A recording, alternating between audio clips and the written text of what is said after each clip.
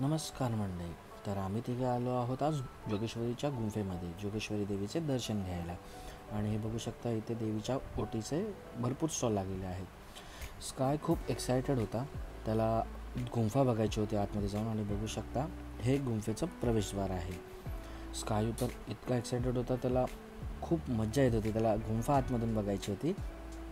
आणि जसं जसं आम्ही आत जायला लागलो तेव्हा थोडासा घाबरायला लागला.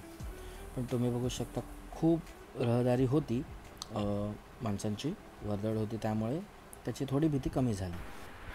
आत गेल्यावरती आमचा सगळ्यात शेवटचा नंबर होता आणि खूप भली मोठी रांग होती, जी पूर्ण वर्तुळाकार अशी देवीच्या गाभाऱ्याभोवती होती.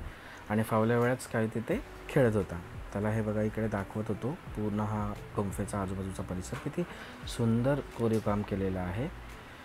आणि खूपच छान, खूपच शांत, खूप स्वच्छ असं ते बघू शकता. तिकडे काही जण, हनुमानाचं मंदिर आहे आतमध्ये, तर तिकडे जात होते. आणि हा गुंफेचा आजूबाजूचा परिसर अतिशय हिरवागार परिसर होता.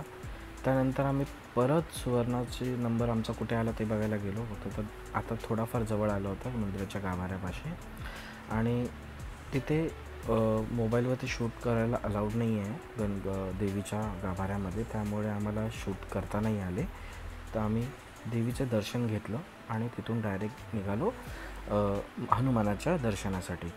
हे बघा, हा एक छोटासा जो रस्ता आहे, जो डायरेक्ट हनुमानाच्या मंदिरापाशी घेऊन जातो आपल्याला.